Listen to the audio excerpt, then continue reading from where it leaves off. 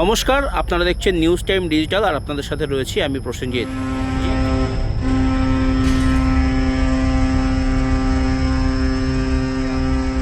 বড়সড় দুর্ঘটনার হাত থেকে রক্ষা পেল একটি পণ্যবাহী জাহাজ। ভাই ভেঙে দিল সব ভেঙে দিল ভাই ভাই ভাঙলো। এ বাবা রে এ বাবা ভেঙে দিল। এ বাবা রাস্তা বাস্তা কারের পারে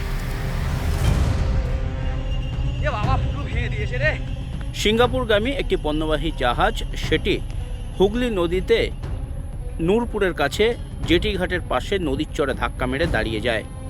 ঘটনাকে কেন্দ্র করে যথেষ্ট আতঙ্ক ছড়ায় এলাকায়।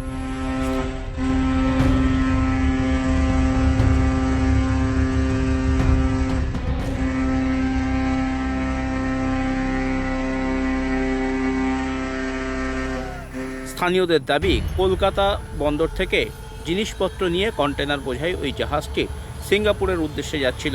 আর সেই সিঙ্গাপুরে যাওয়ার সময় দিক ভুল করে, অর্থাৎ প্রচণ্ড জোয়ার থাকার কারণে, যেহেতু অমাবস্যার ভরা কোটাল চলছে তাই প্রচণ্ড জোয়ার ছিল নদীতে। আর সেই জোয়ারে জলস্তর বেড়ে যাওয়ার কারণে দিক নির্দেশিকা ভুল করে ওই জাহাজটি। আর দিক নির্দেশিকা ভুল করেই নূরপুর ফেরিঘাটের কাছে নদীর চড়ায় ধাক্কা মারে জাহাজটি। তাতে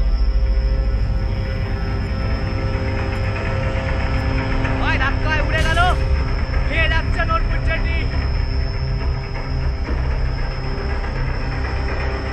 ভাই ভেঙে দিল সব ভেঙে দিল ভাই ভাই ভাঙলো।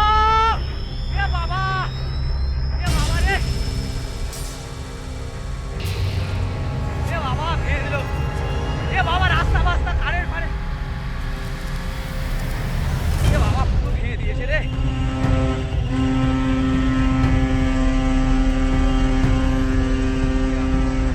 বড়সড় বিপদ হয়তো ঘটেনি, যেহেতু আশপাশে সেভাবে লঞ্চ বা ফুটফুটি বা অন্যান্য ট্রলার ছিল না, সেই কারণে বড়সড় বিপদ ঘটেনি। তবে বড়সড় বিপদ ঘটতেই পারত, তেমনটাই মনে করা হচ্ছে।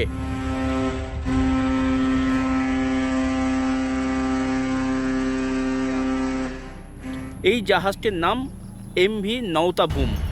সেটি কলকাতা বন্দর থেকে কন্টেনারে করে পণ্য নিয়ে সিঙ্গাপুরের উদ্দেশ্যে যাচ্ছিল।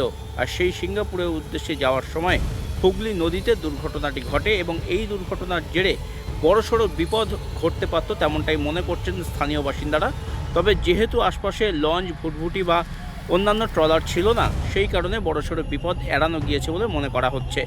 ঘটনাকে কেন্দ্র করে এলাকার সাধারণ মানুষের মধ্যে যথেষ্ট আতঙ্ক ছড়িয়েছে। দক্ষিণ 24 পরগনা থেকে প্রসেনজিৎ সাহা, নিউজ টাইম।